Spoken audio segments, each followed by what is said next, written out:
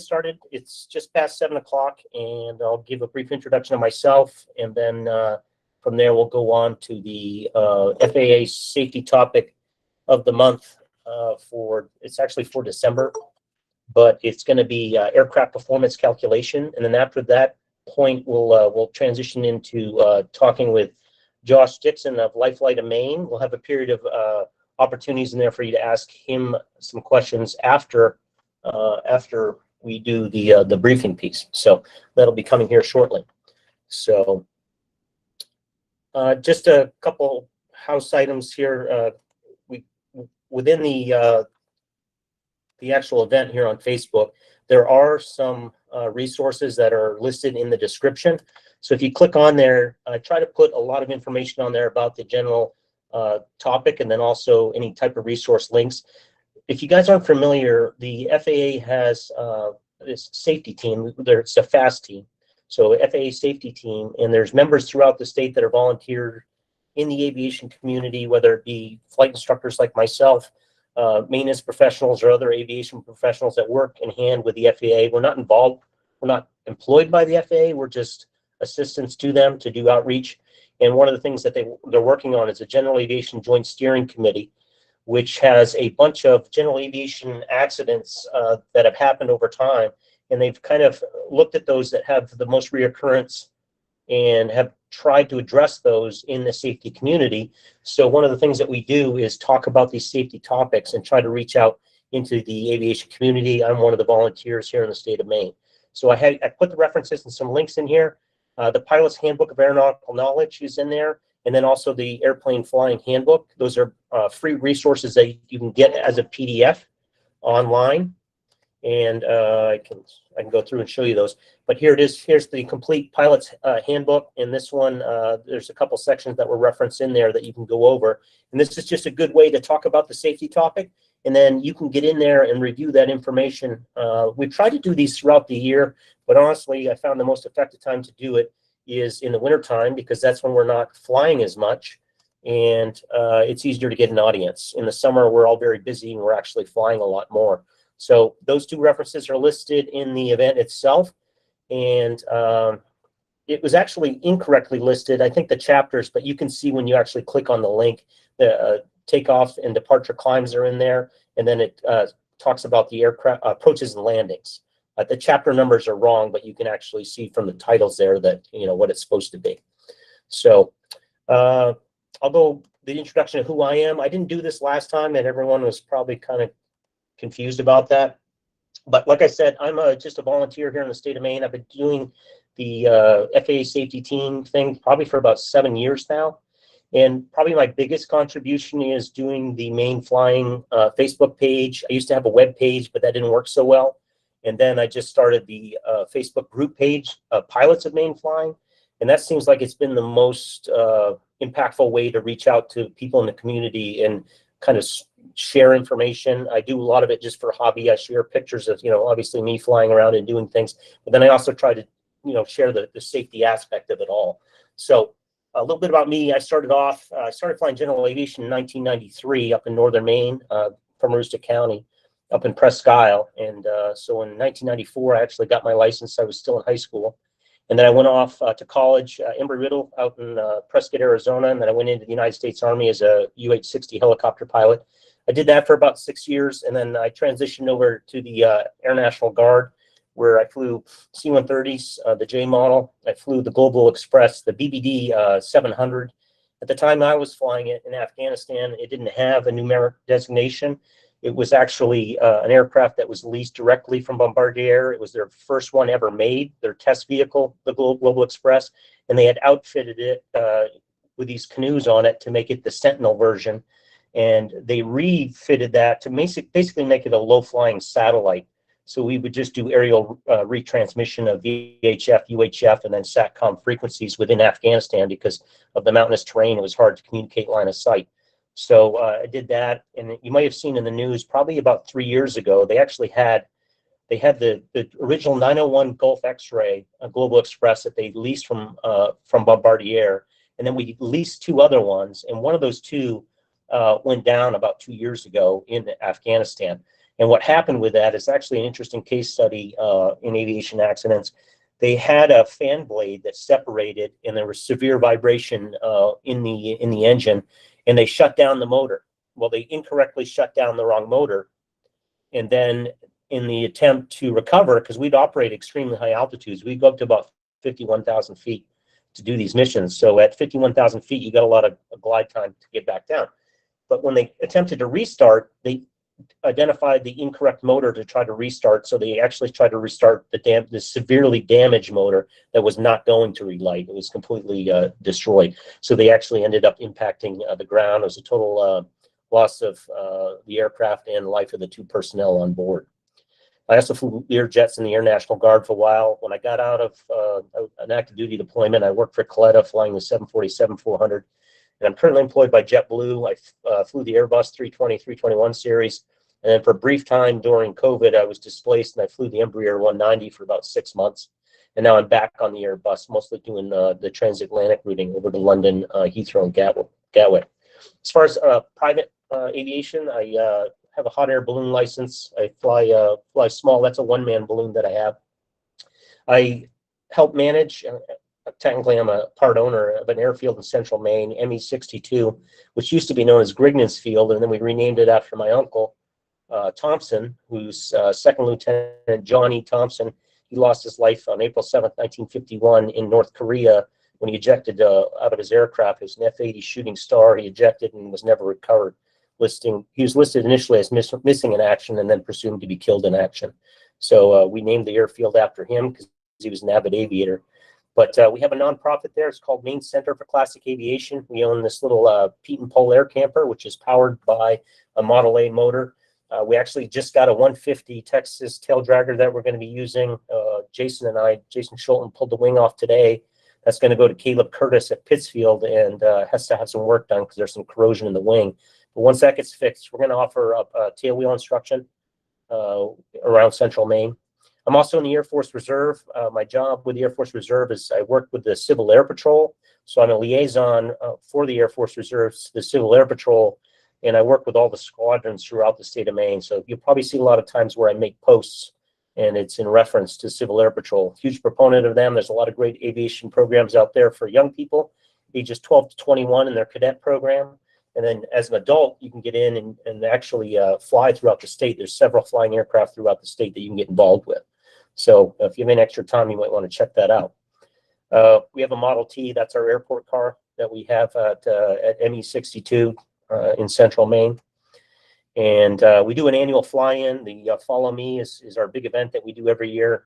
We have a barbecue, and recently the Civil Air Patrol has been taking that over as a fundraiser.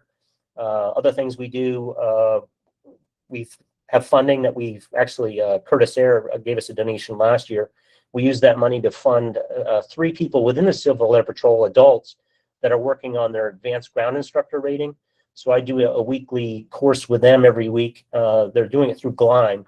And then we meet and I volunteer my time for them where they're going to become advanced ground instructors and be able to do private pilot ground schools for cadets throughout the state of Maine. So pretty excited about that.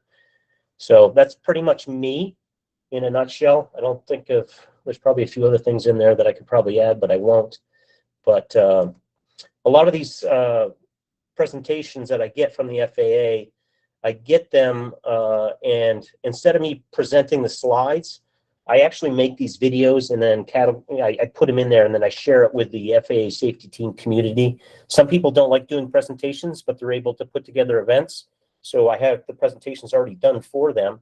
And then all they have to do is basically hit play and then they can have an open discussion afterwards. So I've probably done, I don't know, I probably have almost 120 videos on this YouTube channel. A lot of them are educational, some aren't. Most of them are just me goofing off around the state.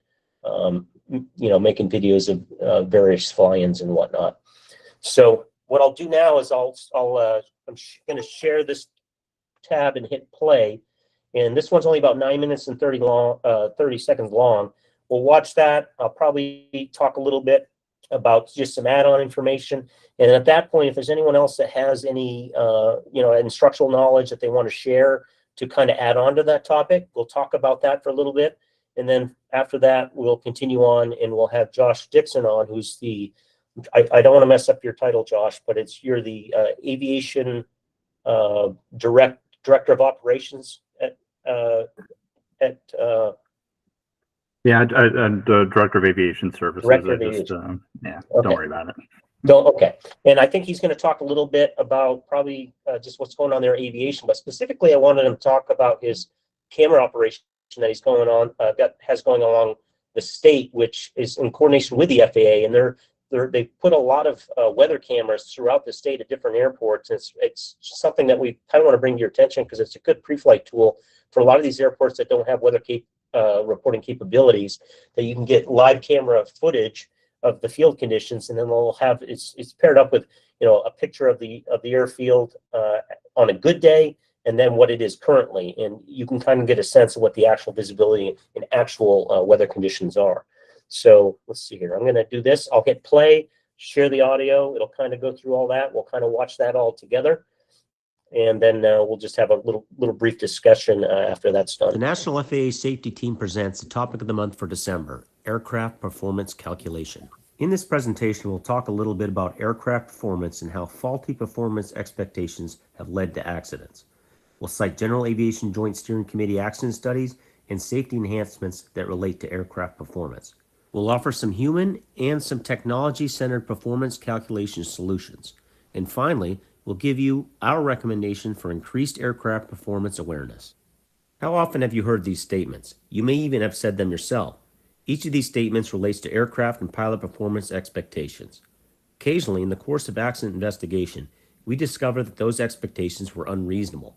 In order to be confident in the performance predictions, pilots need to process some information before taking off. Some of the information is available in the POH, and some is derived through calculations. Here we see a lot of luggage in a small plane. This pilot might find a way to get all the baggage inside the plane, but can the aircraft meet his performance expectations? What are some of the things that pilots need to know to answer this question? Weight and balance limitations come immediately to mind. Are the takeoff weight and center of gravity within acceptable limits? Let's face it, many pilots haven't done a weight and balance calculation in years. But especially if you're going to operate near max gross weight, you've got to know how much your plane, fuel, passengers, and luggage weighs. This is not a good time to estimate weight. Don't guess it, just weigh it. Where you distribute that weight also matters. Make sure you're well within the center of gravity envelope. Too far aft and you're inviting a stall. Too far forward and you may get a nasty surprise when you try to flare for landing. And one more thing. Make sure your cargo is secure. Use a cargo net, cargo straps, and seat belts to make sure your cargo stays put throughout the flight.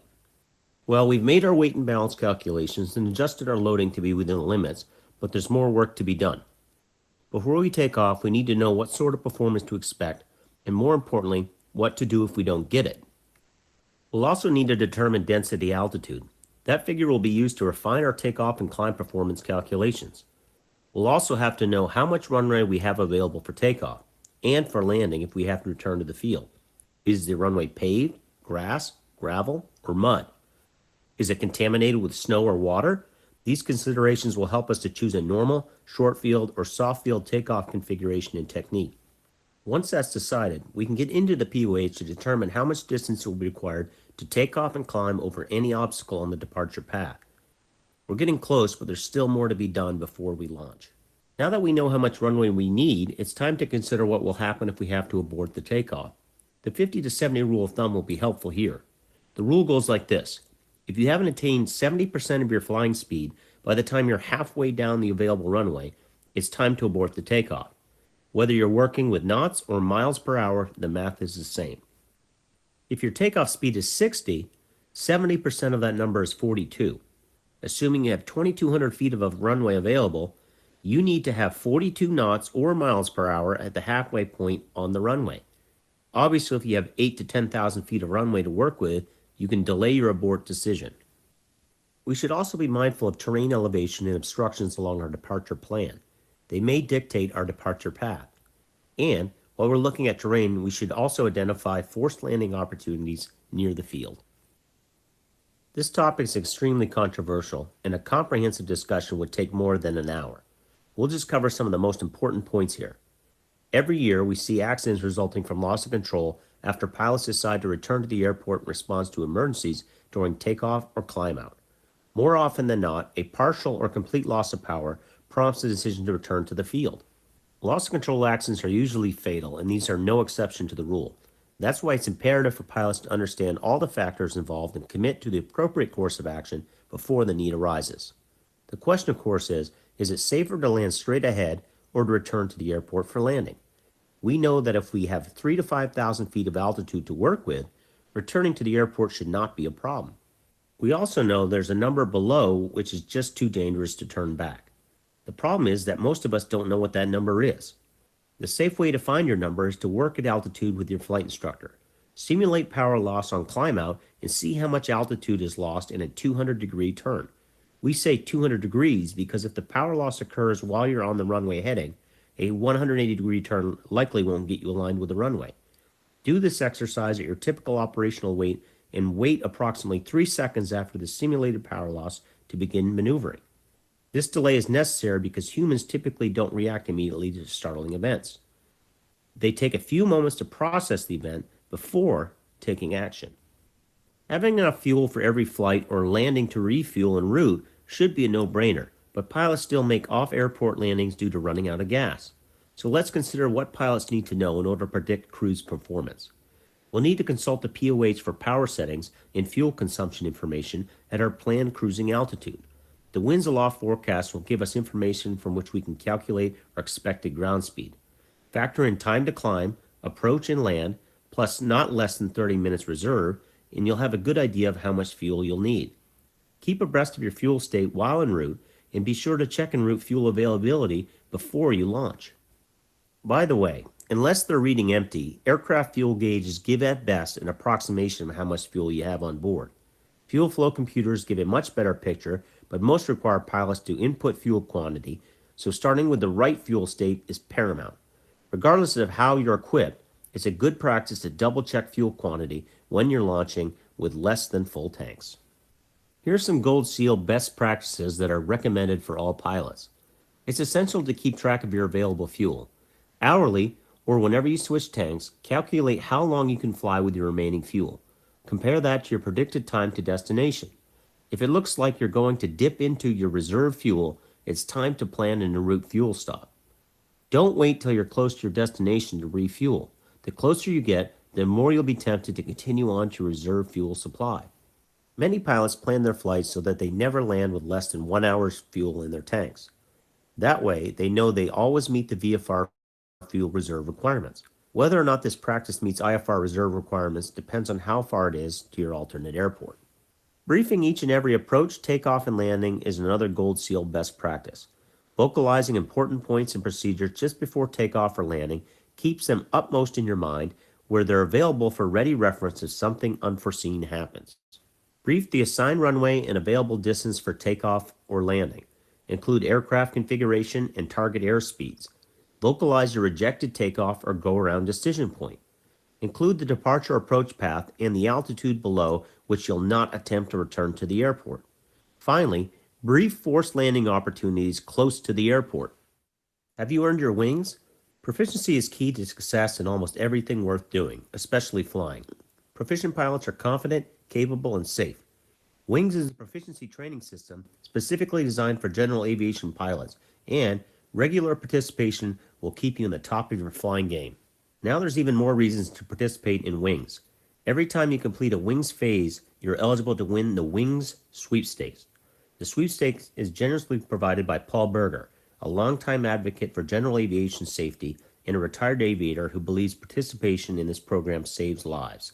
After you've completed a phase of Wings, you can enter the sweepstakes by clicking on Claim Rewards in the Wings at a Glance section of your My Wings page and select Wings Sweepstakes, or you can go directly to the mywingsinitiative.org website. Safety management systems are a set of policies and processes that can increase the safety and efficiency of any flight operation. And the FAA is bringing SMS to general aviation. You may have heard of SMS, but thought it was only for large organizations, but actually, SMS can be scaled to fit any operation, large or small. There are 4 major components to a safety management system. Safety policy. Safety policy is a documented commitment to safety that runs from the head of an organization to its newest member. Safety risk management. Safety risk management is a process that identifies hazards within an operation, determines to what extent an identified hazard may impact flight safety, and controls the risk of occurrence to an acceptable level. Safety assurance. By collecting and analyzing information derived from safety performance data, safety assurance ensures the performance and effectiveness of safety risk controls. Safety promotion. Safety promotion communicates safety information and commitment throughout the organization.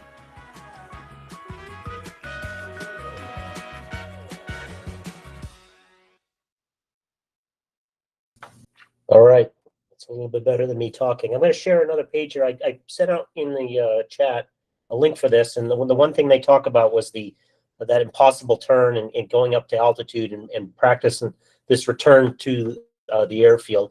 If you've ever had an engine failure, your instinct obviously is to try to get you on the ground as fast as possible. And this article that they have in AOPA and the video that they have in that addresses that and talks about what the reality of it actually is, as far as not getting yourself in a position where you're at too low of an altitude and you're trying to commit yourself to returning to the field when it's not going to happen. It's the impossible turn. So this video and article addresses that, and they actually go through a scenario that was mentioned in that video I made, where they climb up to altitude and they simulate a loss of power, a complete loss of power at an altitude, and they assume a safe altitude for the recovery, and that's where they assume that the runway environment would be.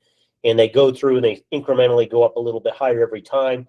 They add about 3 seconds, which is the normal reaction time for startle response to when an event happens, and then you actually react to it, and then slow down to best glide, and then make your turn back to the airfield. So just another thing, sometime if you're out practicing, you want to do something a little bit more realistic instead of just, simulating an engine failure and doing your normal approach, is try to calculate in your own aircraft, basically what altitude you would need to be at before you'd start to think in your mind about the off airfield landing scenario. So if you do that in your airplane, every time you take off, you can kind of look at what your altitude is.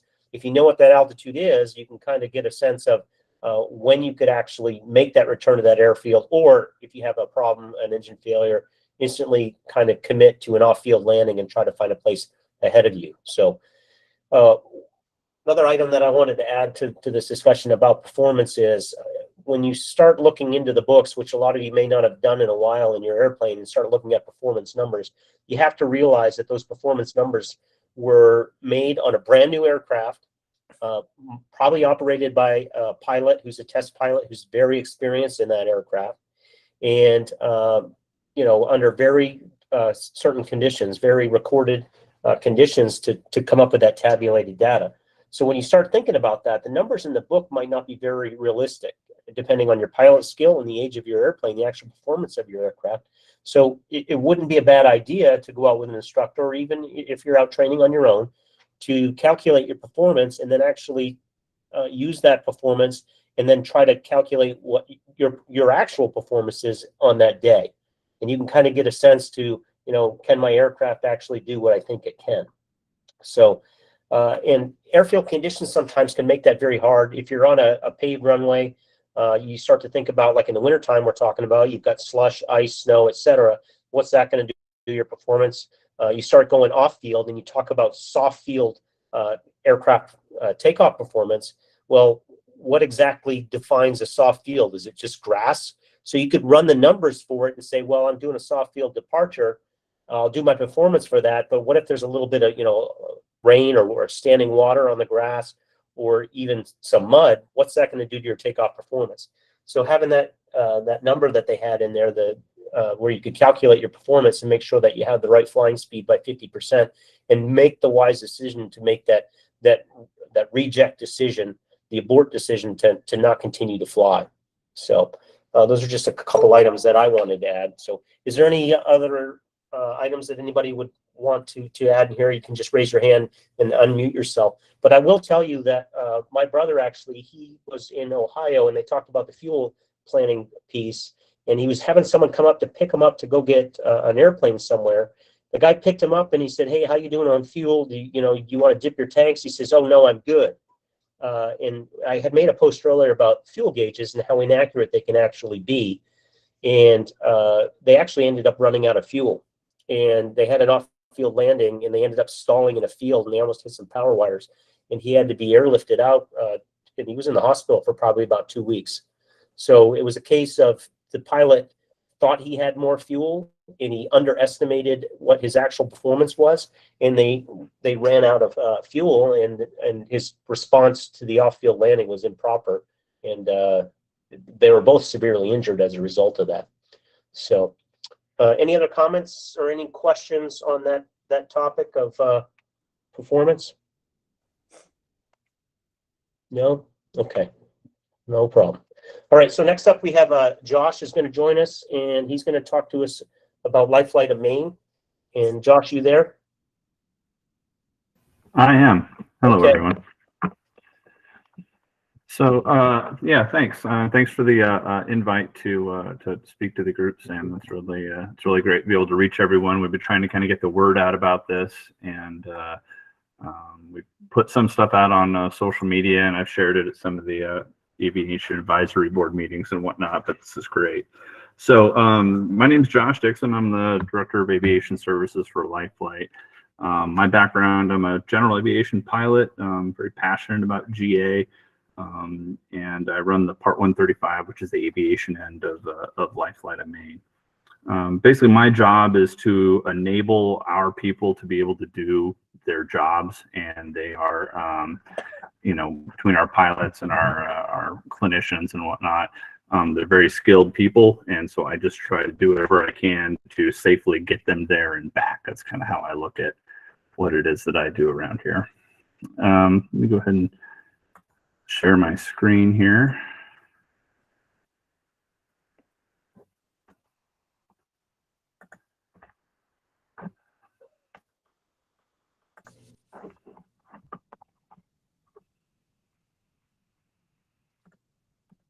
Let me see if I can pull you up and give you control of it. I think you might have to ask for it. Yeah, it just came up on my end. Do you got it? No, it shows it's just cycling through your web page right now. Okay, yeah, it shows it up on my screen here. Let me.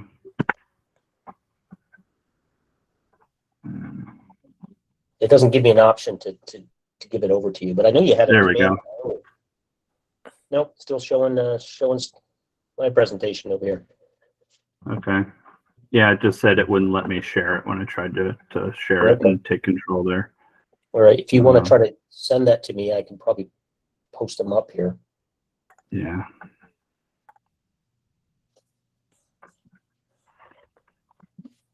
If not, we'll just pretend.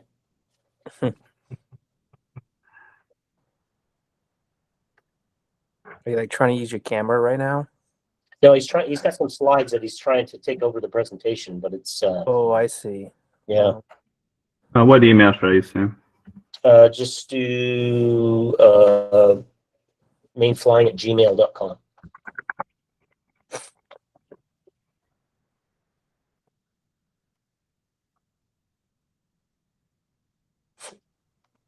All right, coming to you.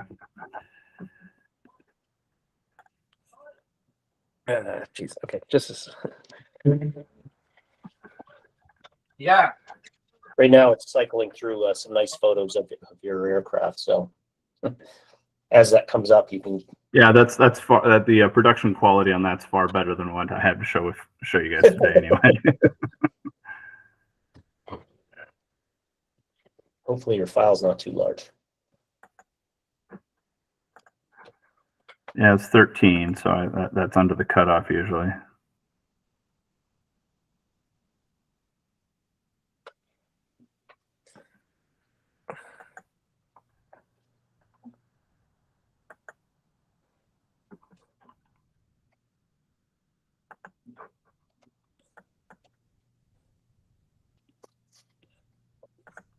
Yeah, when I say it says an error has occurred when I try to do screen sharing. So The only other way is if you probably send it to, like, if you had it on Drive and sent me a link, then I can pull it up and do that way. Yeah.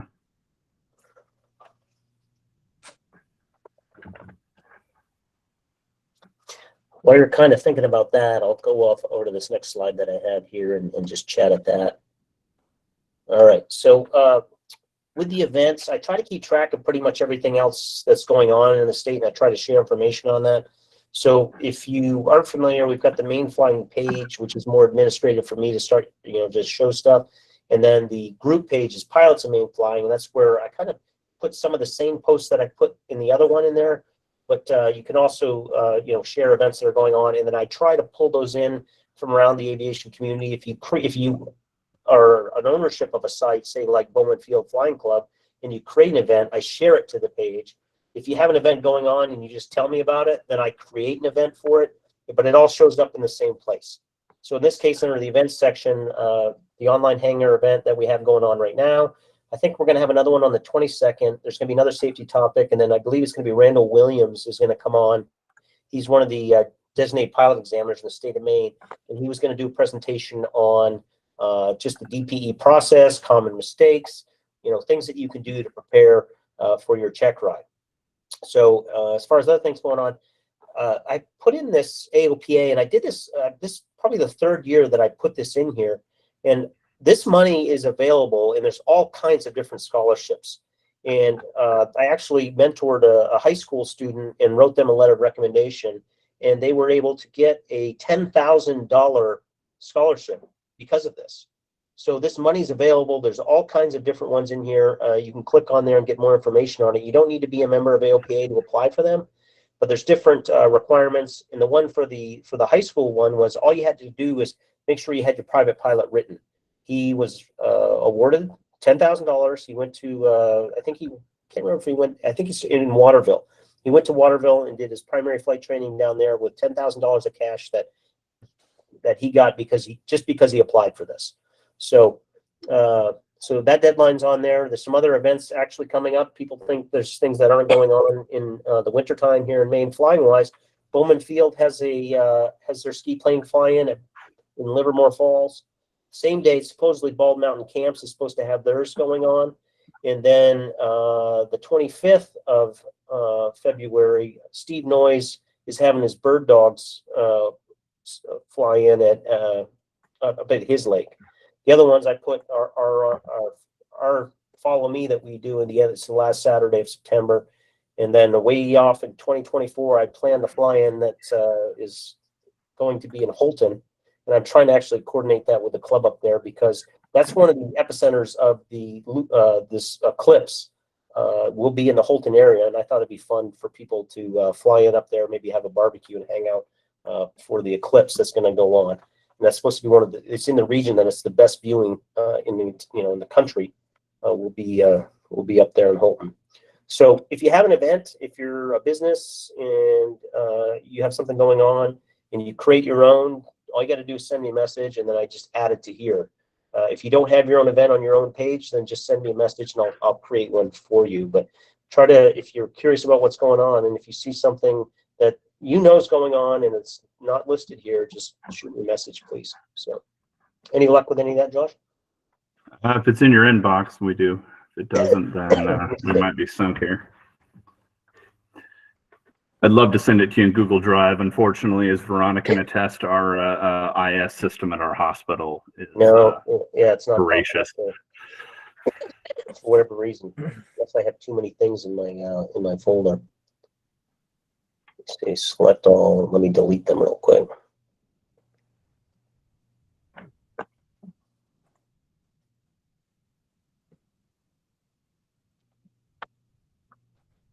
Maybe you're in my spam.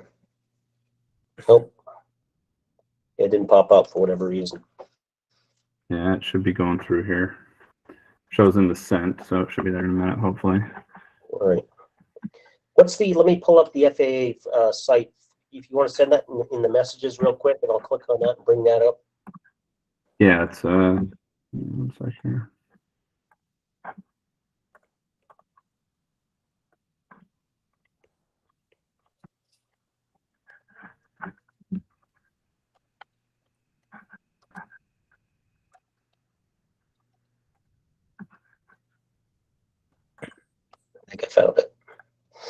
you go.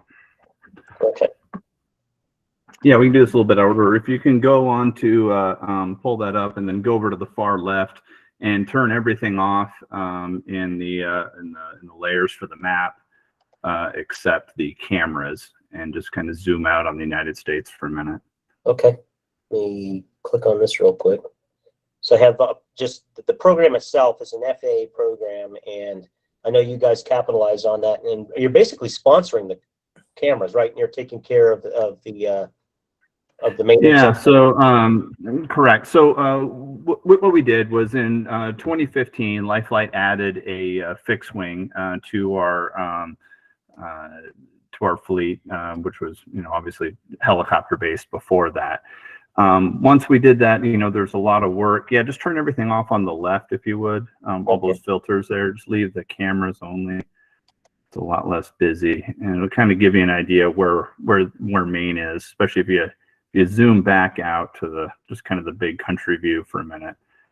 Oops, I just did NOTAM searches by accident. Yeah, that'll bring up the NOTAM search if you click that. I know it looks like a filter when you do that. Yeah, I got to figure out how to get back. I know it's showing it on the screen, but I can't find the screen itself.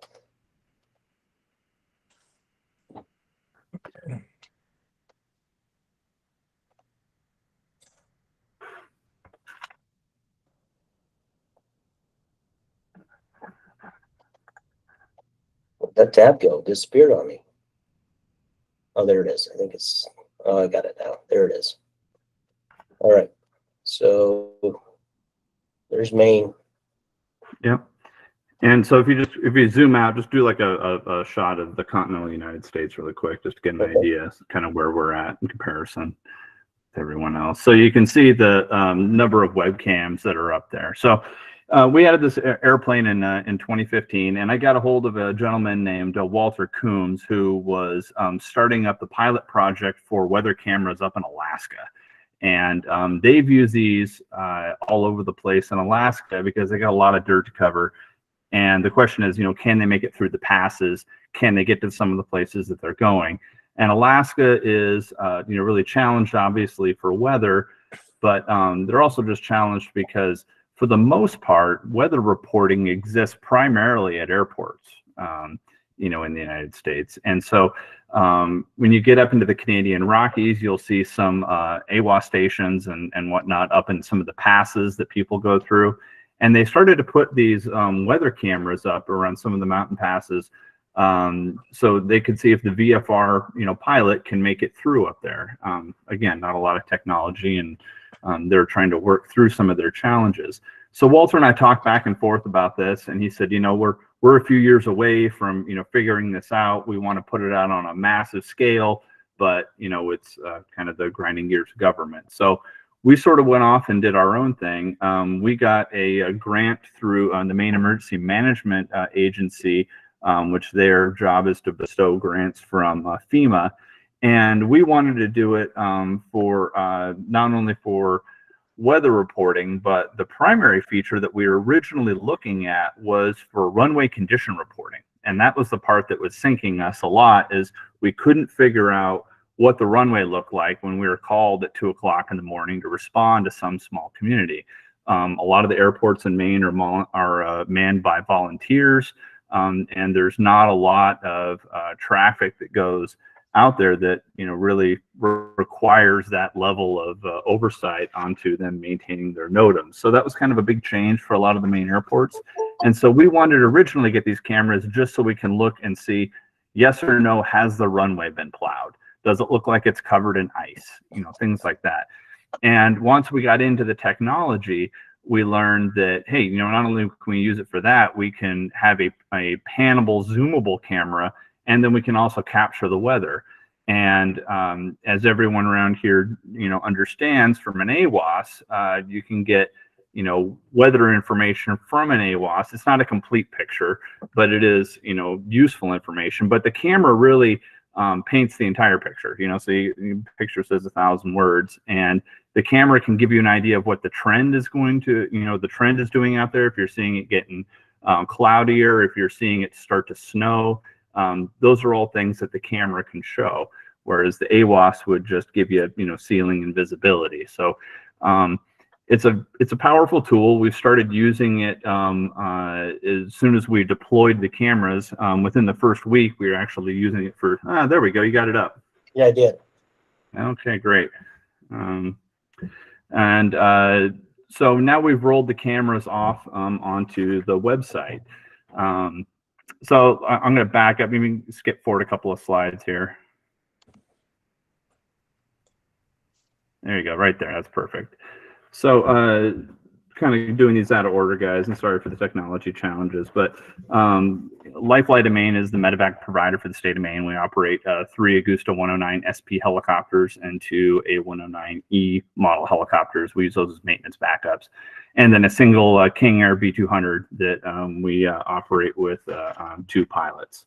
The helicopters and the airplanes, helicopters and airplane complement each other very well. So, the helicopters can obviously fly point to point. They can land at a hospital helipad instead of having to transfer a patient from a hospital to an airport. So it makes them very fast when we're moving people around. But there's a point at which when we're transporting patients long distances, like from the county down to Portland or the county down to Boston, that they're really not very efficient. We only have about 2 hours of fuel in the helicopter, not counting reserve. And so you'd have to stop multiple times and refuel if you're transporting a patient that far. So the airplane really comes in handy for that. The other thing, the airplane is certified for flight into known icing, whereas the helicopters are not. And the helicopters are not pressurized, obviously, so they're flying in the weather all the time when it is IMC. So our medical capabilities rival that of a small hospital. So we carry a lot of drugs that you won't find in a lot of the rural hospitals in Maine. We carry blood. We do laboratory analysis. All of our providers are able to perform a lot of advanced procedures that you wouldn't see in a lot of places. So it's really more of a flying hospital than it is a flying ambulance in a lot of ways. To be able to do those things, there's a rigorous amount of training that all of our medical people go through, as well as our pilots. It takes quite a while to create a new Lifeflight provider or Lifeflight pilot when they come on board. They come to us with experience, and then we have to train them far beyond that to do the job that is required. Lifeflight is kind of a unique animal in that we invest very heavily in infrastructure. So, here I am talking about cameras. Go to the next slide, please. And here's our fleet right here with our SPs and our King Air. Go to the next slide, please. But we've worked with our delegation in Washington and as well as our friends at the FAA and formed lots of public-private partnerships between Maine DOT, Lifeflight of Maine, the FAA, and the municipality for like an airport sponsor or a hospital, as the case may be. So we've secured funding through bond initiatives to build helipads all over the state. We've extended 2 runways, one of them in Rangeley, one in Jackman. We worked with DOT and the FAA to do that. These are both, very massive projects to get Rangeley and Jackman done. But, we're trying to extend a lot of the capabilities in terms of aviation in some of these small communities to allow us to plop our on-demand hospital in a community at any given time. And so in addition to our, all the stuff we do with the airplane, we also have point-in-space approaches for our helicopters. We've just started purchasing de-icing equipment, positioning that around the state. And we also have a PBN route, which ends up being a low-level IFR routing structure that we're building for the helicopters all over the state. Next slide, please.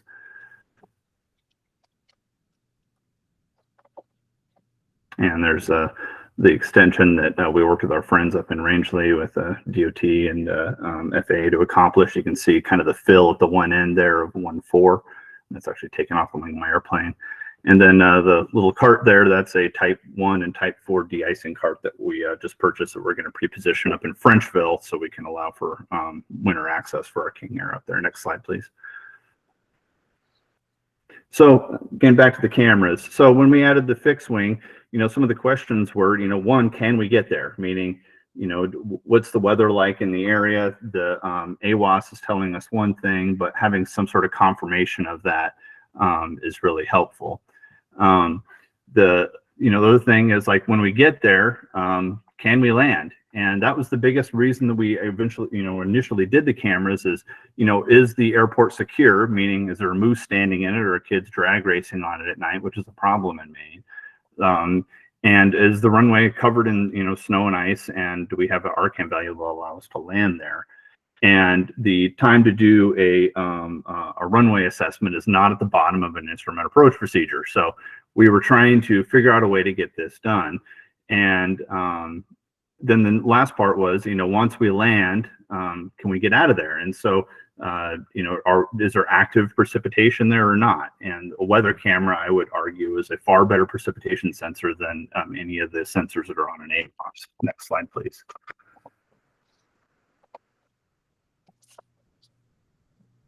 And so, the issues we have are, based around the TALPA rules, and I'll talk about what that means in just a minute here.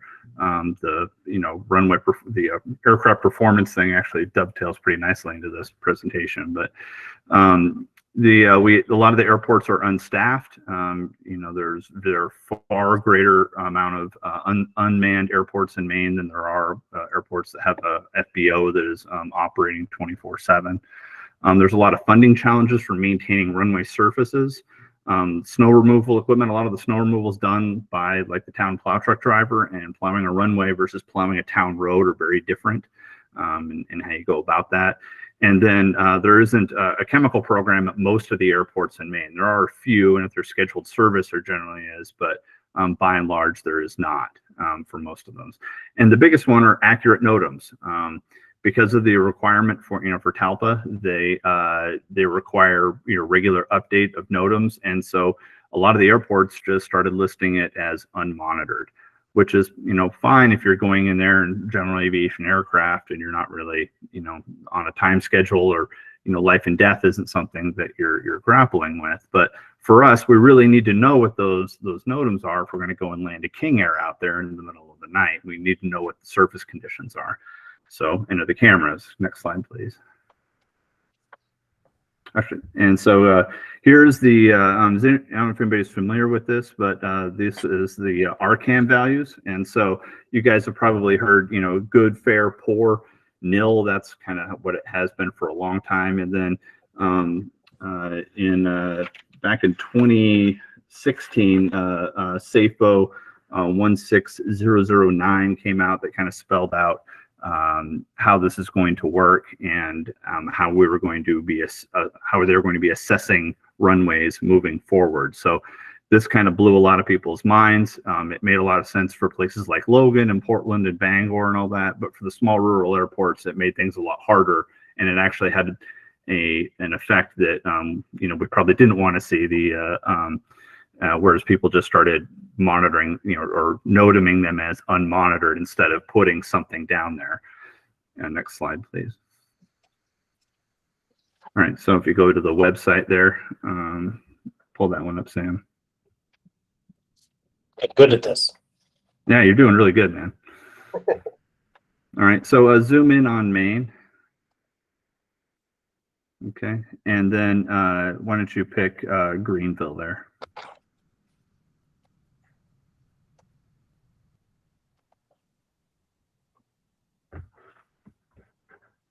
Okay, and so here's what this looks like, and I'm going to zoom in on my side so I can kind of follow along with you guys.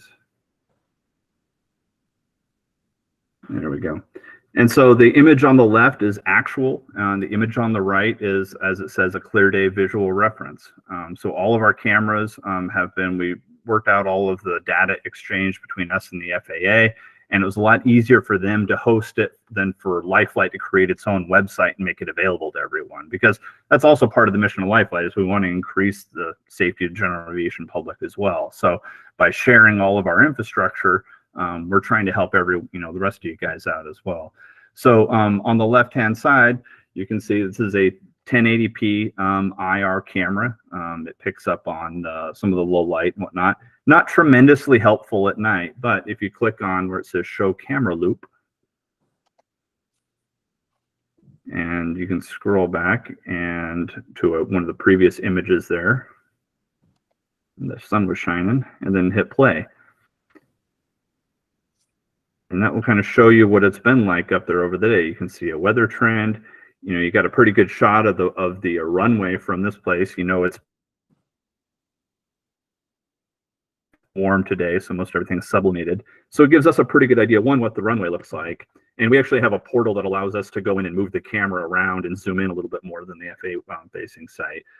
But the weather picture for the general aviation community is great. I mean, like I said, the picture says 1,000 words. I would argue that this is, you know, a lot better information that you would necessarily get from an AWOS. And so we've started using this technology, you know, when you're checking weather and you're checking NOTAMs, we're throwing cameras in there too. And we're, especially in these small areas, these are, you know, maybe the only NOTAM that you're going to be able to get as to what's going on, you know, at the field at that time.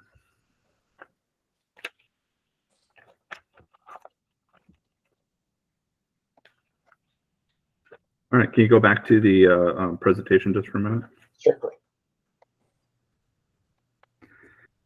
And yeah, there's Henry. Can you scroll back a couple of the pictures, please? Yeah, right there. So the image down below there, the NOTAM that day was, you know, runway unmonitored, and it was just after a snow event. And by being able to pull the image up online, we could tell immediately that, you know, hey, you're not going to be able to land the airplane here. I don't really need them to tell me, you know, that it's, you know, an RCAM 3 or an RCAM 2. Just looking at it, like there's a couple of tire tracks on it maybe, but, you know, that's not something we're probably going to bring the King Air into. And so therein lies the, you know, the solution is we are able to make a decision before we've sent the plane out and before we've delayed, you know, putting something else into motion that could transport that patient. And we've, you know, again, increased the safety of, you know, the rest of the general aviation population as well.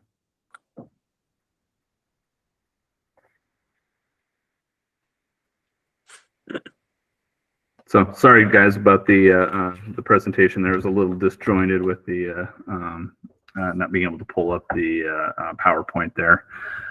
But does you guys have any questions at all about the weather cameras or how this works? I had a question. Are your guys dual qualified, or are they strictly fixed wing and a helicopter? Most of our guys are just one or the other. But the helicopter guys fly any helicopter in the fleet. Correct. Either one of them. Yeah. Yep. And the guys are all that we maintain them in one or the other. So all of our guys are you know, instrument rated commercial or ATP captains on the helicopter side, and they're qualified in both the SP and the E. I hate to put you on the spot. Do you have an idea of what your hiring minimums are, or what your preferred hiring requirements are? Yep. For our helicopter pilots, it's 2,000 hours total time, 1,000 PIC, 1,000 turbine, 100 IFR, and I can lower that on a case-by-case basis for military pilots. And most of your applicants are they coming from Maine, or are you seeing people that are, you know, are just looking for a job and see that you're hiring and relocating to the state? It's a little mix of both. I hired a few guys recently that wanted to come to Maine that were living out west and you know about the reputation of the program. I mean, I'm not from Maine. Lifeflight, I knew about Lifeflight when I was flying for a program out west, and I moved here 16 years ago to work here. And there's other people that do the same thing. But I would say the more classic thing that we run into are people that have family or their wives have family, and there's just something about Mainers that once they move away, they're always trying to get back home to Maine. And so we get a lot of people that are, you know, trying to return to Maine, been in the military for a while or been doing the airline game or whatever, that want to come home. And so I do get those applicants as well. And I see that you have recently hired a lot of our guard guys from the fixed wing unit, from the Maine Army National Guard, and then also from the rotor wing side of the house. Yeah, so we hired Abel Gleason over there. Abel's worked out great. And Mikey McGovern, who's like a 10,000 hour King Air captain, both great guys, both well qualified. I really like having the guard base over there. It's a great, you know, pipeline for us when people get out. And you know, we certainly try to maintain a very good working relationship with the colonel over there. How does that work as far as the medevac mission in the state of Maine and then your own mission? Are there times that you're called to do something that you can't and you call on the guard, or vice versa? Once in a blue moon, yeah. So we have done a couple of specialty transport missions where we have patients that are on ECMO and a whole bunch of infusion pumps, and they're really big, and we just can't possibly cram that all into one of our aircraft. And we have taken a Black Hawk. I mean, it's very, very few and far between that we do that.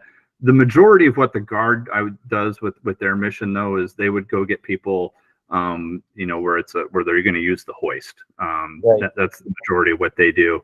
They're not doing specialized critical care, and we don't have a 133 certificate for doing external load or anything. So we have used them a couple of times over the years, like when we've had challenging weather, like trying to get out to like the Kakajo area to pick somebody up, and we have worked with the Guard to do that. But it just kind of depends on the scenario and if there's somebody around at that time. What's one thing like that's kind of you talk about Maine General Aviation and the operations that you perform. Is there kind of a thing that your pilots see that kind of drive them nuts as far as, you know, what are general aviation communities doing in the state of Maine? Yeah, people not talking on the radio. That's a good one. That's, you know, that's pretty basic at this point. You know, the ADSB thing is nice, you know, for being able to, you know, it's a great layer of safety, I think. But, you know, obviously not everybody that has you know, people flying around on their J3 or whatever are going to have that. But just people talking on the radio, that would be a big one for the general aviation community. And then, you know, there's some things that we have like in our operational risk assessment that stand out. Like if our guys are operating around like a fly-in or something, you know, their head's going to be on a swivel, and that's obviously a much higher risk operating area than, you know, than normal. And as far as the future of your operation, I mean, you're pretty much operating just out of Bangor, correct? Are there times where you need to position an aircraft temporarily or around an area, or do you see? Well, actually, we have bases in Sanford, Lewiston, and Bangor, Okay. all three. So those are where the three helicopter bases are, and then the Bangor base also has the Hangar co-located. And then so the pilots at the Sanford base live in the Sanford area, or does the aircraft live Correct. down there? Okay. Yeah, And no, the they're Bangor based down there. covering, you know, up in the Presque Isle. There's no operations. There's no based aircraft up there in northern Maine. Correct. Yeah, we worked with the hospital up there and trying to figure out what the best way for a deployment model was, and they agreed that basing the aircraft out of Bangor made the most sense. So that's what we do for now. It's something we always, you know, examine, and if you know, over time, like, you know, there was a higher demand up in the county and we needed to base an aircraft up there, we would. But right now, it's meeting the needs, basing it out of Bangor. It's also really nice, you know, having the aircraft in Bangor. You know, it's arguably like one of the best places in the Northeast in terms of snow removal. The controllers are top notch. You know, has a 24-hour tower, so it works really well for the operation. Any other questions from anybody? Anyone else on the call? Do you think like this camera thing would be applied to like Flight or anything like that? Like they would add that to this? You know, I don't know. I would I could see a version where they add some functionality for that over time, whereas it's just us, Colorado, Montana, Alaska, and Hawaii. I think there's going to be a few more that are going to need to be deployed. So you can see the amount of cameras we have up now. Those are just kind of a little bit of what we have planned. We actually have funding for 35 of them. So that's one for nearly, I think that's every airport, and then a few other places that we kind of consider pinch points where we want to have some weather reporting. Because, you know, a camera in an airport or hospital is great, but that's where then you know where the weather is when you're leaving, and the weather is when you get there. You don't know what's going on in between.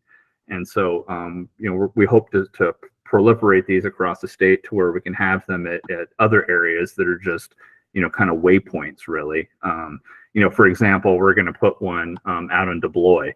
Hardly anybody flies to Deploy, but Deploy is a great place to position a camera because it's kind of halfway between us and Machias, and we go to Machias all the time. And Yeah. so that's going to give us kind of that check-in point that, hey, we can, I know if I can make it to deploy and I know what the weather looks like in deploy, then we can keep going. But if you pull up the camera and deploy and you see that there's a snow squall sitting there, well, then we'll make another plan. And then the DOT, I believe, just got some funding. They're going to have between two to four, last I heard, that they're going to add to this as well. So we just kind of got a head start on it, really, just because of the needs of our program, and we were able to take that that grant money and do this, and then make it available to everyone. And now a lot of the other states are starting to kind of to fall in and look at this technology as well.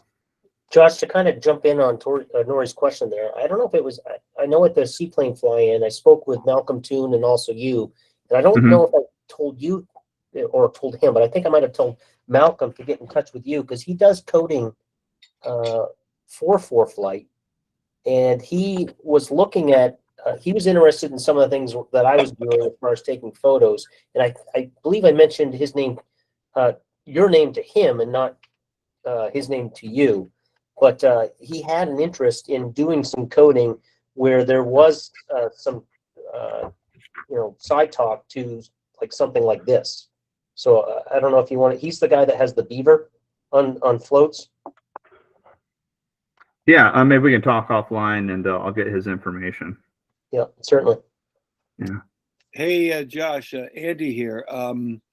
Yeah, so I'm one of the pilots, one of the few that fly over or close to deploy on my way from Cutler up to Machaya, up to Bangor or Old Town. So yes, getting a camera there sounds works great for me for additional flight planning and so forth, and seeing what the conditions are looking like to the west. So my question is on the cameras. Of course, you've got one in Machias now, which is great. You mentioned, though, of course, you have a special portal where you can move the cameras around, pan and tilt and so forth. I don't suppose there's any possibility that capability is going to be added to the FAA site or some other portal that would be available to a pilot like me, or is it just going to be having the cameras at their fixed positions? So for the FAA site, that their requirement is that we have them take pictures at certain angles, basically. And if you go to the site, you can click on those arrows that are put up there, and it shows you sort of the images. And then it has to do those on a cycle, and the tilt has to be so high that you can see. So that's the requirement for their website.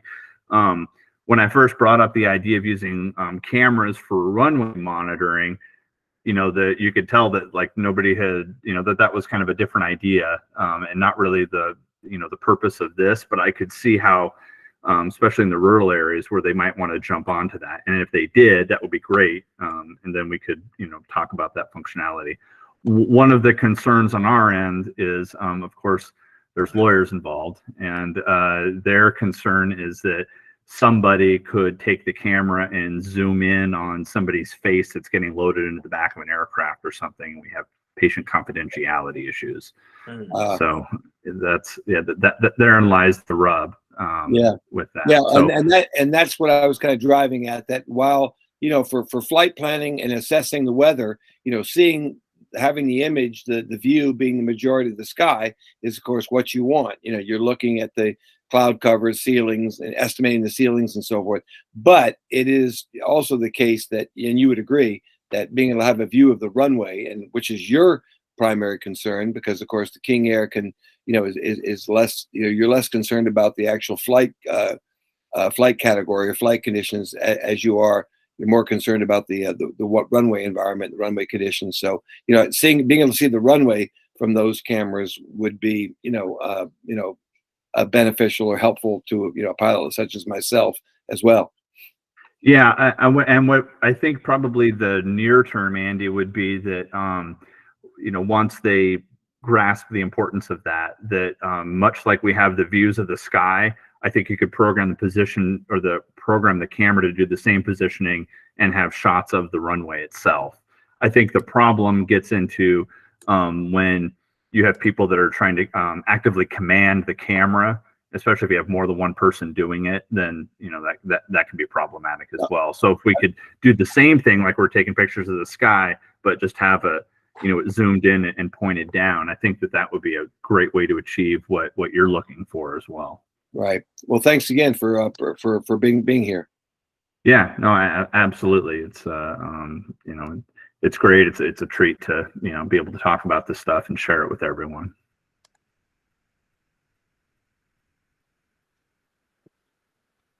You're muted.